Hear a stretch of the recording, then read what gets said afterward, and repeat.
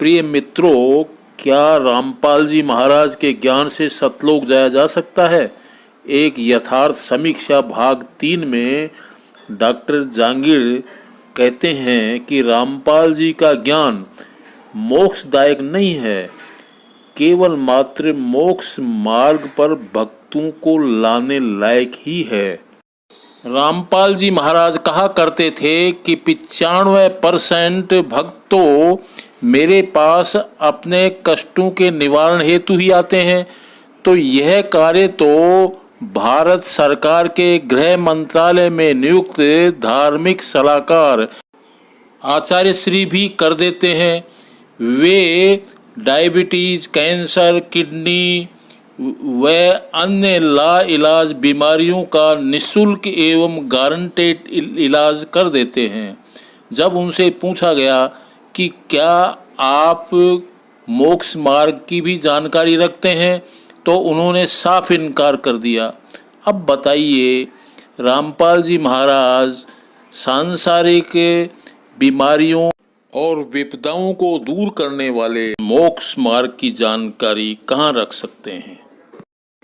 Doctor Jahangir आगे रामपाल जी महाराज के ज्ञान की समीक्षा करते हुए बताते हैं कि एक तरफ तो रामपाल जी महाराज ये कहते हैं कि सतलोक में आत्मा और परमात्मा अलग अलग रहते हैं, जबकि गहरी नज़र गीता में उन्होंने स्वनिर्मित पद में कहा है कि कोन्या रहवे न्यारी। मित्रों, ये परस्पर विरोधी बातें क्यों? डॉक्टर जहांगीर कबीर सागर को गपोड़ा बाजी बताते हुए कहते हैं कि कबीर साहिब का असली ज्ञान तो केवल मात्र बीजक में ही सन्निहित है। अब सुनिए डॉक्टर जहांगीर के उद्बोधन। जय सतशुक्रत, जय मुनिंदर, जय करुणा में ईश, जय कबीर कली दुख हरण में सदा निभाऊं शीश। भक्ति मुक्ति के परम मोक्ष के सौदागरों को मेरा डॉक्टर जहांगीर जोधपुर से नमस्कार, सत श्री अकाल, राम राम, जय सतगुरुदेव की, सत साहिब बंद की सतनाम। मित्रों, ऐसा है कि पीछे जो एक बहुत बड़ी वीडियो बन गई थी, जो डॉक्टर साहब ने उसके 2 टुकड़े करके 2 वीडियो बनाई थी, तो उसमें कुछ प्रमाण बाकी रह गए। इसके लिए ये तीसरी जो वीडियो बनाने की ज़रूरत पड़ी है। इस वीडियो का टाइटल है, भाग नंबर 3 है, क्या वर्तमान में रामपाल जी महाराज की साधना से सतलोक जाना या हमारी मोक्ष संभव है क्या? जानिए प्रमाण सहित। ये इस वीडियो का टाइटल है। अच्छा, इस वीडियो का बनाने का जो मुख्य उद्देश्य वो ये है कि जिस प्रकार से रामपाल जी महाराज जी ने पूरा जो अपनी मेहनत करके उन्होंने पूरी इतनी पढ़ के गहरी अनुसंधान खोज करके उन्होंने जो जगत वालों को मोक्ष की तरफ मोड़ा, कबीर परमात्मा की तरफ मोड़ा, उनको एक 20 से 25 साल इस संघर्ष में लगे, तब जाके उसका फल आया। ठीक इसी प्रकार मेरा भी यही उद्देश्य है इस वीडियो बनाने का कि बहुत से लोग जो हैं, जो रामपाल जी महाराज के ज्ञान तक तो पहुंच गए लेकिन वो आगे नहीं बढ़ पाए, क्योंकि रामपाल जी महाराज जी का कहना है कि इस जन्म में मोक्ष अति आवश्यक है, आपको जहाँ से भी मिले मोक्ष लेनी चाहिए। तो वर्तमान में मैंने पिछले 2 ऑडियो से प्लस इस तीसरी इस वीडियो से ये पिछली 2 वीडियो से साबित कर दिया, और इससे और साबित कर देंगे कि वर्तमान में रामपाल जी महाराज की जो साधना है वो मोक्षदायक नहीं है।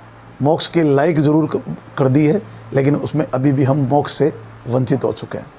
रही बात है, जो रामपाल जी महाराज के जो शिष्य हैं, फॉलोवर हैं, वो अपने सिलेबस से परिचित नहीं है, क्योंकि उन्होंने 2, 4, 5 बातें सीख ली। एक तो उससे बात नहीं करनी चाहिए, वो गुरुद्रोही हो गया या नामखंड हो जाएगा, और ब्रह्मा की माँ कौन है, विष्णु का बाप कौन है और शंकर का दादा कौन है, बस इससे ज़्यादा इसी दायरे में ये है। मेरा कहने का जो भाव ये है कि रामपाल जी महाराज के भक्तों को सूक्ष्म ज्ञान नहीं है, और नहीं होने का कारण क्या है कि ये कहीं गए ही नहीं। इनके ऊपर पहले बैन लगा दिया था कि आप किसी की सत्संग नहीं सुनोगे, आप किसी संत से मिलोगे नहीं। तो इनके पास जो ज्ञान है वो इतना ही है जो रामपाल जी महाराज जी ने दिया। और इस वीडियो से और पिछली 2 वीडियो से ये साबित कर देंगे कि रामपाल जी महाराज की जो वर्तमान भक्ति विधि है उसमें मोक्ष मुक्ति नहीं है। अब मर्जी आपकी है।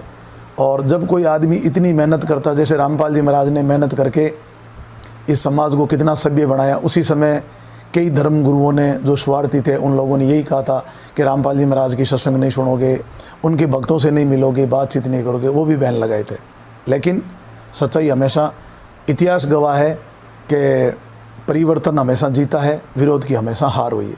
तो ये भी एक परिवर्तन है ज्ञान का कि हमारा जो आत्मज्ञान है, हमारा मोक्ष कैसे होगा, हमारा कल्याण कैसे होगा, ये आगे और है। रामपाल जी महाराज इसको अभी नहीं बता पाए जो आत्मज्ञान के नाम से हैं।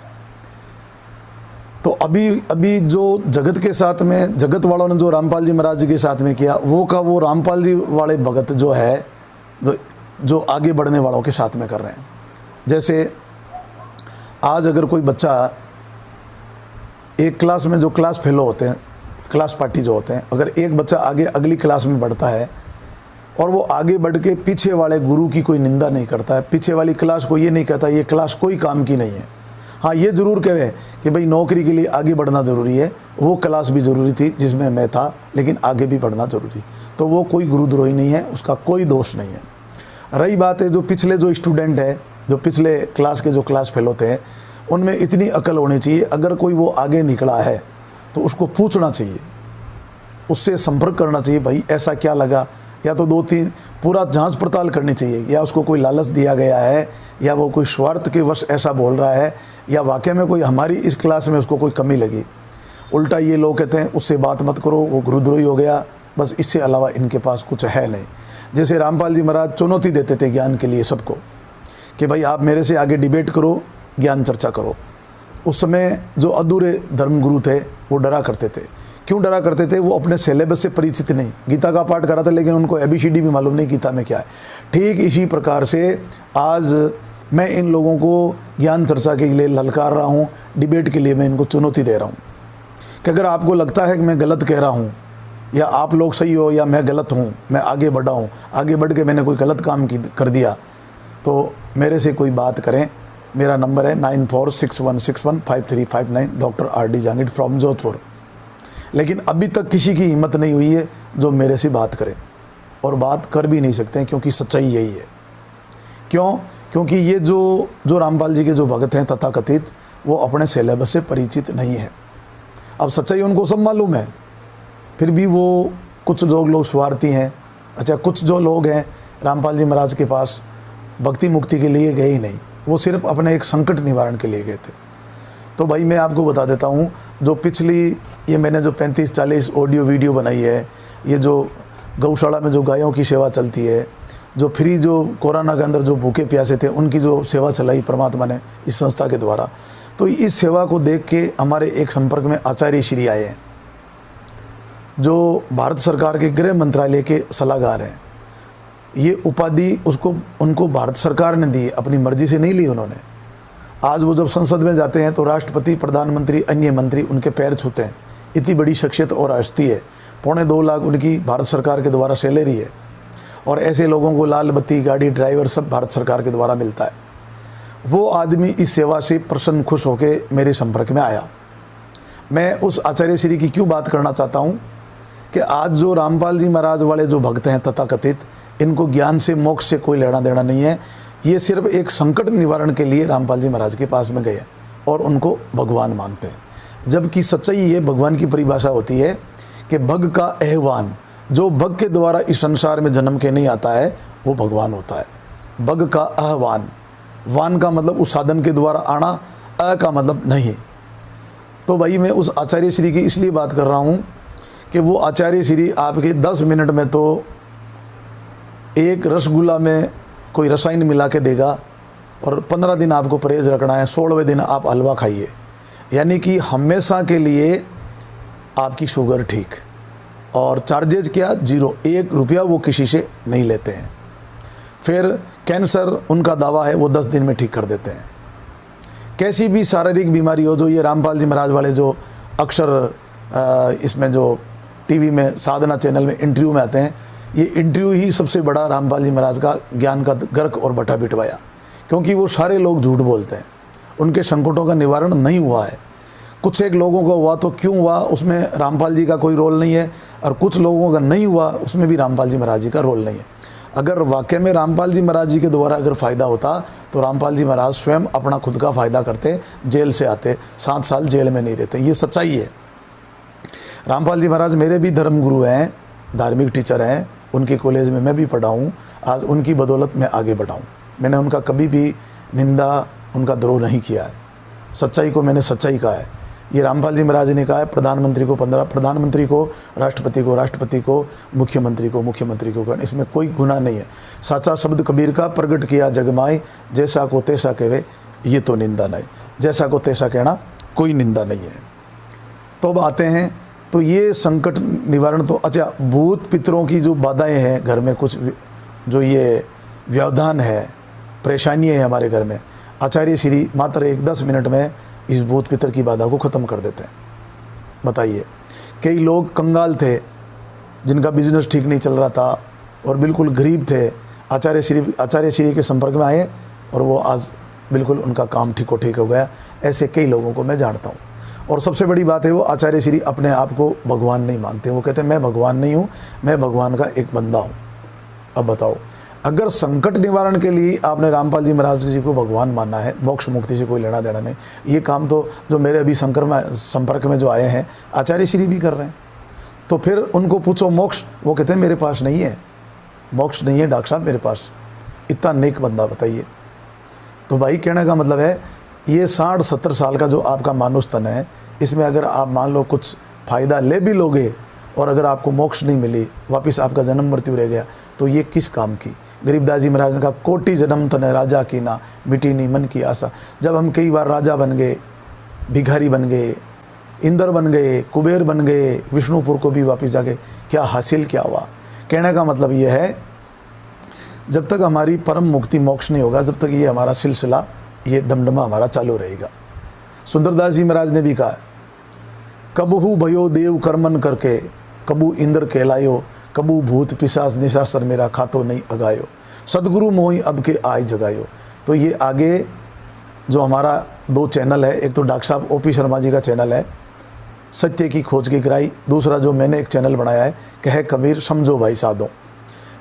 इनको आप आगे सुनना, घर बैठे आपको सारा समाधान मिलेगा। उसमें इस टाइप की जानकारी मिलेगी जो आपने कभी सपने में नहीं सोचा, क्योंकि हम लोगों का आपसे कोई स्वार्थ नहीं है, कोई हमारा स्वार्थ नहीं है। बस मैं तो ये चाहता हूँ कि आप अटके हुए भटके हुए हैं, तो ये अटकना और भटकना आपका ख़त्म हो सकता है। और ये जो हमारा जो प्रोग्राम है, प्रोसेस, जब तक आपका भ्रम का पूरा विध्वंस ना हो जाए, आपका भ्रम की समाप्ति नहीं हो जाए, पूरे आपके कंसेप्ट क्लियर नहीं हो जाए और मोक्ष मुक्ति के तक आप नज़दीक नहीं पहुँच जाओगे, आत्मराम तक जिसको आप ढूंढ रहे हो, तब तक ये हमारा प्रोग्राम चालू रहेगा कि कबीर सुनो भाई साधो। डेली उसमें कोई ना कुछ हम हाजिर होंगे, कोई ऐसी परमात्मा की अनुभव की वाणी लेके, और जितनी भी बात कहेंगे वो अनुभव की बात कहेंगे। किताबी ज्ञान बहुत हो गया, किताबी ज्ञान से कुछ नहीं मिलना। तो जो कहने का जो मेरा भाव था कि इस वीडियो को बनाने का जो हमारा जो मकसद था कि जो रामपाल जी महाराज की जो कॉलेज से पढ़े हुए हैं, वो चाहें तो 2 चुटकी में आगे का रास्ता अपना सकते हैं और वो मुक्ति को प्राप्त कर सकते हैं इसी जन्म में। और यही हमारे रामपाल जी महाराज जी का उद्देश्य था। सबसे बड़ा लक्ष्य रामपाल जी महाराज के यही था कि मेरे भक्तों को मोक्ष प्राप्त हो इसी जन्म में। तो वो तो बिल्कुल ठीक कह रहे हैं। अच्छा, रामपाल जी महाराज अभी मौजूद होते तो शायद इसका हमें कोई समाधान बताते, वो है नहीं। तो अब मैं कुछ प्रमाण की बात करूँगा। और रही बात है, रामपाल जी महाराज के जो भक्त हैं उनको मैंने उनका जाड़ा ले लिया, टंटोड़ के देख लिया कि उनमें ज्ञान नाम की कोई चीज़ है ही नहीं, सिर्फ एक रटा रटाया तोता का ज्ञान है। वास्तविकता से उनको कोई लेना देना नहीं होता है। ज्ञान वो होता है जो अनुभव का होता है। तो कुछ प्रमाण जो है ऑडियो नंबर 2 में बाकी रह गया, जो मैं आपको जल्दी से बता दूं। उसके बाद में जो ऑडियो चलेगा उसमें सारा सब कुछ आपको बताया जाएगा।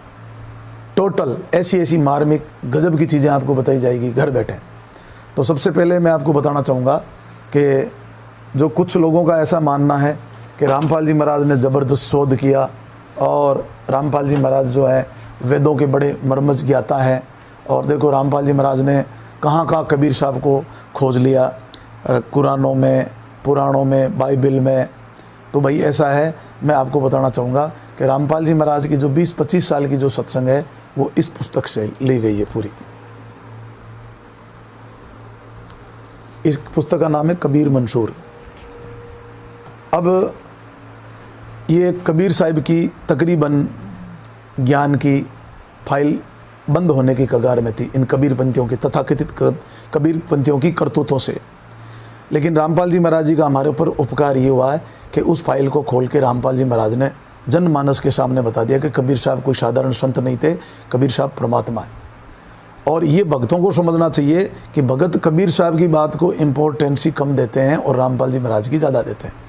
जबकि मोक्ष का फॉर्मूला क्या है? इष्ट देव गुरु साधु बल निज बल चारों धार, सत्संग सदग्रंथ विधि श्रद्धा मोदित विचार।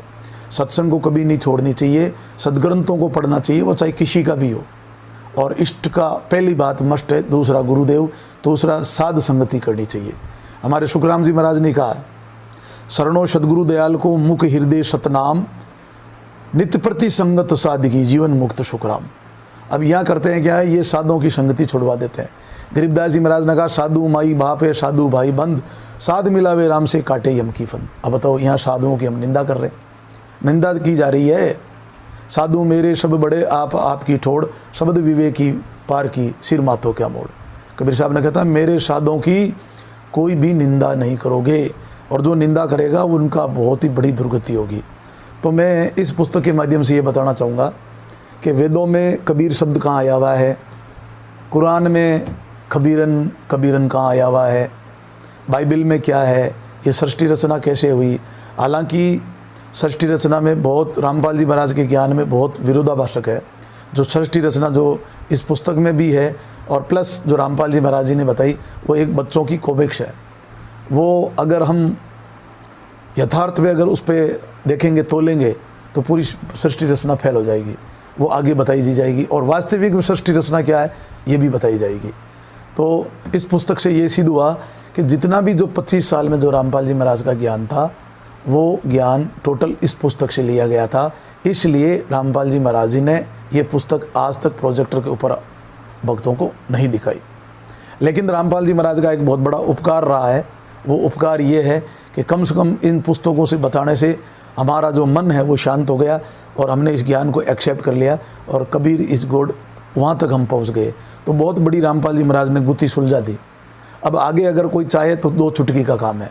तो रामपाल जी, मेरा निवेदन है कि रामपाल जी महाराज के ज्ञान को बाधक ना माने, रामपाल जी महाराज के ज्ञान को साधक माने और आगे बढ़े।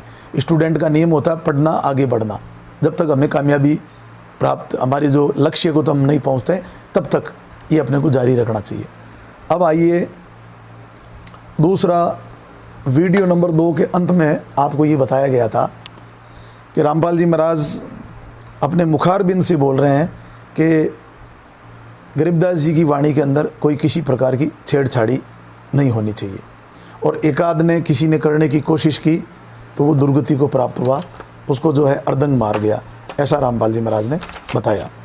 और मैं बड़ा आश्चर्य में हूँ कि जो रामपाल जी महाराज ने अन्य के लिए बताया, वो ही काम रामपाल जी महाराज जी ने कैसे कर दिया। तो ये एक पुस्तक है रतन सागर। दूसरा, आपको मैं एक चीज़ और बता देता हूँ। कुछ रामपाल जी के भक्त कहते हैं कि हमारी गुरु प्रणाली है, आगे से आगे चैनल जो हमारा ओके है। मैं उन लोगों के लिए बताना चाहता हूँ कि रामपाल जी महाराज की जो साधना है वो अपने गुरु के अकॉर्डिंग नहीं है। जो स्वामी रामादेवानंद जी महाराज ने जो साधना दी है, वो रामपाल जी महाराज अपने भक्तों को नहीं बताते हैं। अगर वो साधना अगर देखना चाहते हो, उसके बारे में समझना चाहते हो, तो वो रामपाल जी महाराज जी के एक बड़े गुरु भाई हैं, गंगादास जी महाराज हैं, जो सोनीपत से, और जो ये आपके गोवाना से सोनीपत की जो रोड चलती है उसके बीच में आता है बाबा गरीबदास आश्रम। मैं उनसे भी मिल के आया हूँ, 5-6 घंटा उनसे मेरी गोष्ठी हुई है, बात हुई है। वो इतने अच्छे नेक महापुरुष हैं। उन्होंने मुझे इतना बताया कि डॉक्टर साहब अभी मेरी साधना पूरी नहीं हुई है, मेरी चढ़ाई और पढ़ाई अभी बाकी है। उनकी हठ योग साधना है। उन्होंने कहा कि जो स्वामी जी ने, रामादेवानंद जी महाराज जी ने ये ओरिजिनल साधना मुझे दी। और वो साधना मैं रामपाल जी महाराज को देते हुए नहीं देखा इतने साल में।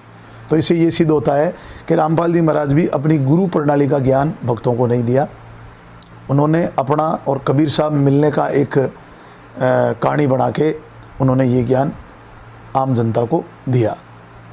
तो कोई बात नहीं, रामपाल जी महाराज ने हमारा नुकसान नहीं किया, उन्होंने अपना ज़रूर नुकसान कर लिया ग्रंथ साहिब में छेड़ छुड़ा के या और कुछ भी है जो उनके साथ में घटना नहीं घटी वो भी उन्होंने अपने पुस्तकों में लिपिबद्ध कर दी। तो सबका लेखा जोखा करने परमात्मा है, हम किसी का लेखा जोखा नहीं कर सकते। तो फिर वहाँ से कुछ भगत बैठे थे, उन्होंने रामपाल जी महाराज की कुछ कैटिसाइज शुरू की। तो मैंने तुरंत उनको टोक दिया, देखो भाई मैं मेरे कानों से रामपाल जी महाराज की निंदा नहीं सुनूंगा, ना मैं मेरे मुंह से करूँगा ना मेरे कान से सुनूंगा। मेरे वो धार्मिक गुरु हैं, उनसे मैंने बहुत कुछ सीखा है, उनका मैं ऋणी हूँ और हमेशा उनका ऋणी रहूँगा। फिर मैं वहाँ से छुड़ानी गया, तो छुड़ानी में मेरे दया सागर जी से बड़ा अच्छा रिलेशन है। तो कुछ क्या है ऐसे शब्द हैं काफ़ी जो रामपाल जी महाराज ने संशोधन किया। अच्छा, कुछ रामपाल जी की वाणी है, रामपाल जी का ज्ञान उसमें बहुत ही विरोधाभाषक है। ऐसे बहुत सारे ऐसे शब्द, ऐसा ज्ञान है मेरे पास। तो उनको मैंने, हालांकि ग्रंथ साहिब मेरे पास भी पड़ी थी, तो मैंने सोचा ये शायद ऑथेंटिक नहीं है। तो मैं रामपाल जी महाराज भी छुड़ानी से भी लेके आए थे, तो छुड़ानी में जाके मैंने उनसे कुछ वो शब्द थे काफ़ी जिनका जो रामपाल जी महाराज ने संशोधन किया, चेंज किया, वो जब मैंने उनसे पूछा तो उन्होंने कहा ये एक पुस्तक है ग्रंथ रतन सागर, ये आप हमारे से ले जाओ। तो मैंने उनको कहा, मैंने कहा जी फिर रामपाल जी महाराज वाले तो इसको ऑथेंटिक नहीं मानते। तो उन्होंने कहा कोई बात नहीं, इस पुस्तक में और आप ग्रंथ साहिब में मिला के देख लो। वहाँ कोई पार्टी थे, बहुत बड़ी पुस्तक थी, मैच कराया, मैंने देखा एक अक्षर का भी फ़र्क नहीं है। अब देखिए रामपाल जी महाराज का एक गुटका है छोटा सा जो नीति नियम के नाम से है, उसमें जो मंगलाचरण के अंदर नर आकार लिखा हुआ है, जबकि मूल रूप से ग्रंथ साहिब के अंदर निराकार शब्द है। अब आगे हमारी भक्ति मारी का जात चलाने वाला सदगुरु होता है। अगर हमें सदगुरु मिल जाए जीवन में तो हमारी सारी समस्या का समाधान हो जाए। लेकिन सदगुरु का, हम सदगुरु को चीन नहीं पाए, सदगुरु को पहचान नहीं पाए। कबीर से कहा सदगुरु चीनो रे भाई मेरे सदगुरु चीनो, सत नाम बिना सब नर बूढ़े नरक पड़ेगी चतुराई। वेद पुराण भागवत गीता इनको सब दर डावे, जहाँ का जन्म सफल रे प्राणी जो पूरा गुरु पावे। अब पूरा गुरु का मतलब क्या होता है कि जो ज्ञान थ्योरी में जो गुरु देता है उसको प्रैक्टिकल करके दिखा देते हैं।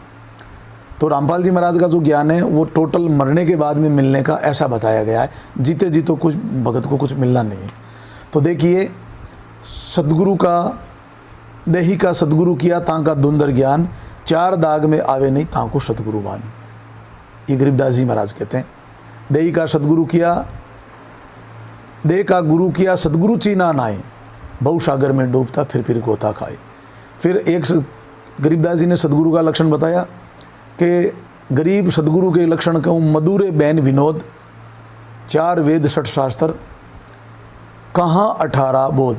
ये तो कह रहे हैं गरीबदास जी महाराज, लेकिन रामपाल जी महाराज कहते हैं कहे 18 बोध। यानी कि रामपाल जी महाराज अर्थ कर रहे हैं कि जो गुरु 4 वेद 6 शास्त्र 18 पुराण का जो ज्ञान देता है अपने भक्तों को, वो सतगुरु कहलाता है। देखो इस वाणी का कितना अर्थ का अनर्थ हो जाता है, एक वर्ड चेंज होते हैं। जैसे एक कुंती शब्द है और एक कुत्ती शब्द है।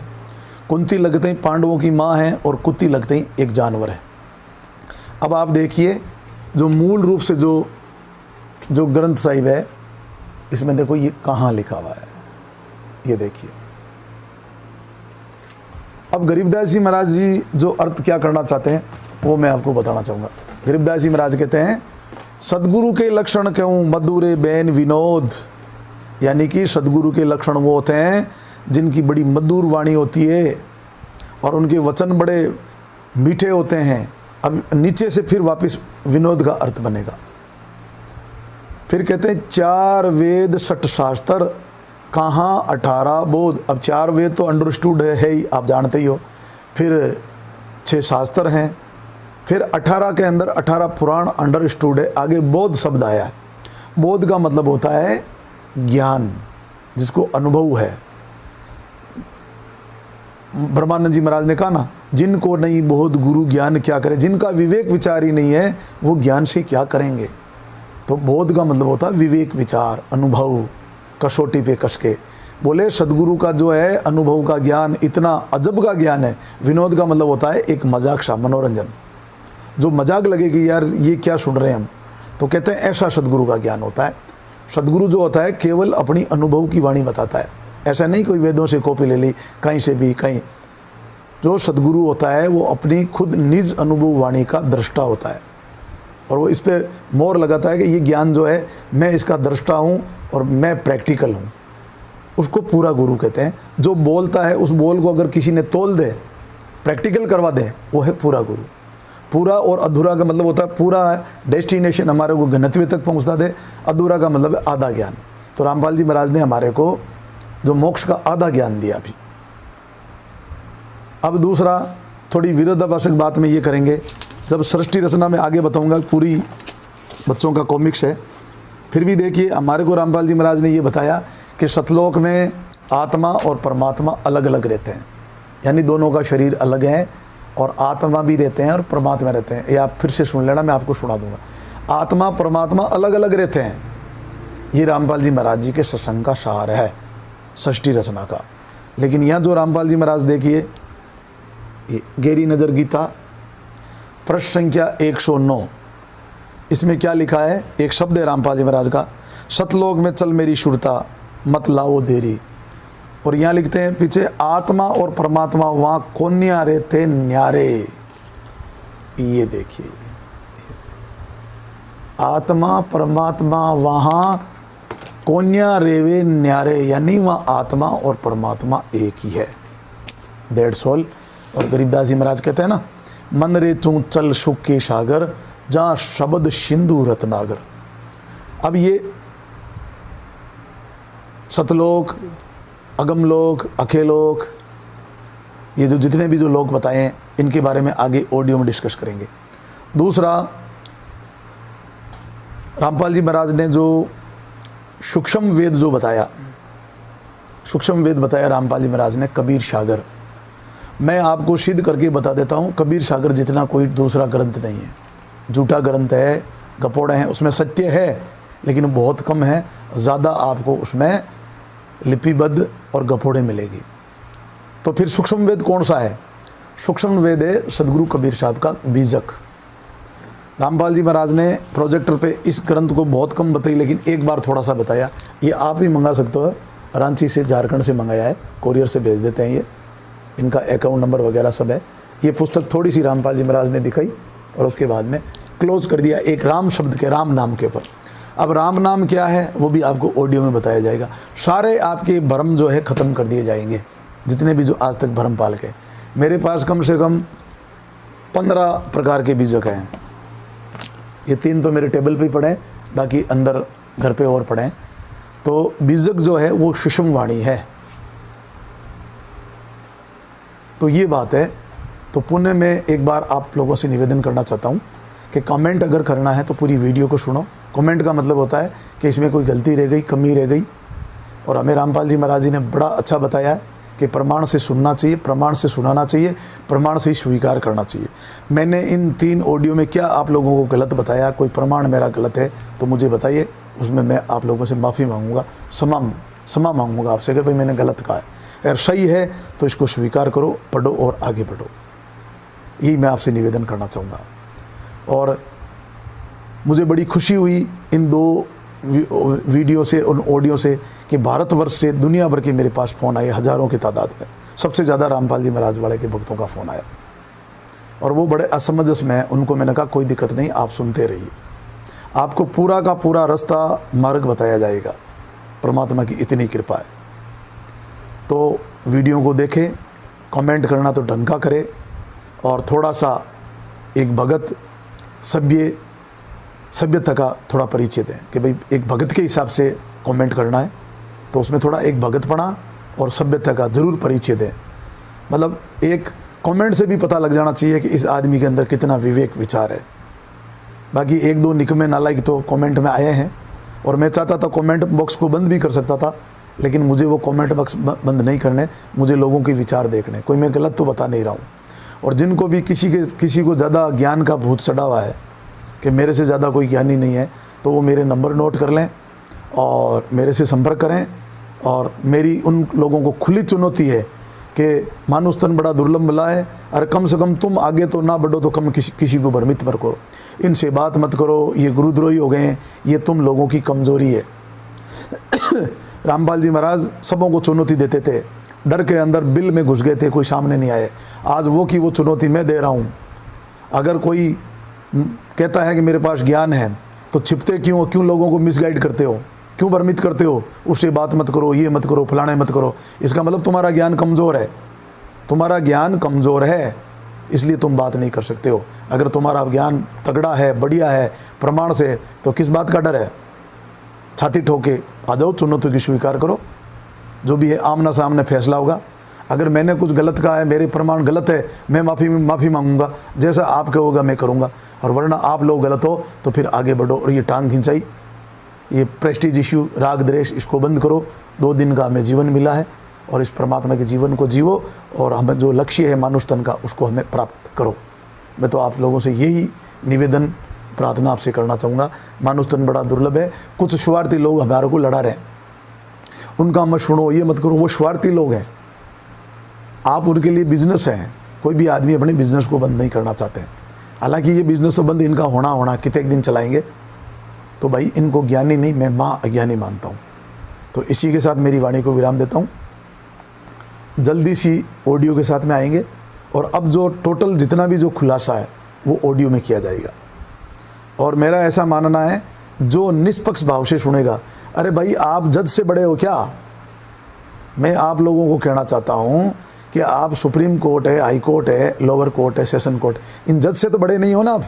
जज भी हर किसी फाइल को खुद पढ़ता है, रीडर से पढ़वाता है, पूरी नॉलेज में लेता है, फिर जाके फैसला देता है। आप जज से बड़े हो गए, बताओ? तो भाई साधु संतों की निंदा मत करो। हमारी संत मत यह कहता है कि नॉलेज हमारे साधु संतों से ही मिलता है। ये निंदा बंद करो, प्रेस्टीज इश्यू को बंद करो, भाईचारा बनाओ। हम एक ही परमात्मा के बंदे हैं, कोई और नहीं है। और ये जो गड़बड़ करने वाले हैं, जिन्होंने अपना बिजनेस बना चुका है, जो लोगों को मिसगाइड कर रहे हैं, जो बांट रहे हैं, उनके वो भी कोई दूसरे नहीं है, वो भी परमात्मा के बंदे, वो भी आत्मदेव, उनमें भी आत्मदेव है, उनके भी घट में आत्मदेव है, वो अपने जैसे ही हैं, बस वो थोड़े लोभ लालच में आ गए हैं, इतनी सी बात है। तो उन लोगों के लिए भी मैं बंदी छोड़ से प्रार्थना करूँगा, हे दातार उनकी बुद्धि पर पे कृपा करें, उनको भी समझ में आए, उनको भी आप अपनी शरण में लें और उनका बुद्धि का लेवल थोड़ा विवेक बढ़ाएं, ताकि आपके यथार्थ ज्ञान को समझ सकें और जो मानुष तन का जो मिला है, इस मानुष तन को यथार्थ वो काम ले लें। तो ही हमारा ये मानुष तन काम का है, अदरवाइज हमारा मानुष तन का कोई काम का नहीं है। जैसे रामपाल जी महाराज कहते थे कि भाई जो कुआं खुदवाया बिना पानी वो क्या काम का। इस जीव से अगर नाम नहीं रटक सकते हैं, भजन नहीं कर सकते, तो ये जीव किस काम की। दिक वो रचना जिब दिक वो ज्ञाना, आत्म राम जी ने नहीं पहचाना। सबसे बड़ा हमें आत्मज्ञान की तरफ बढ़ना है, आत्मज्ञान को पहचाना है। और ये तत्व ज्ञान से कुछ नहीं मिलना है, तत्व ज्ञान से आपको शरीर मिल जाएगा। प्रकृति के जो तत्व हैं उनका ज्ञान वो तत्व है, तो आत्मज्ञान से हमारा भला होगा। आत्मज्ञान बिना सब नर भटके, कोई मथुरा कोई काशी, पानी में मीन पियासी, आसुन मोई आवे हांसी। तो इसी के साथ में मैं मेरी वाणी को विराम दूंगा। जगत में 4 वेद चलते हैं और संतों के लिए 4 भेद चलते हैं। ये 4 भेद कौन से हैं वो आपको ऑडियो में बताया जाएगा, बड़ा विस्तार से बताया जाएगा और तरीके से बताया जाएगा। इसी के साथ में मेरी वाणी को विराम देता हूँ। राम राम, सत साहिब, जय सतगुरुदेव की, सत श्री अकाल, साहिब बंद की सतनाम।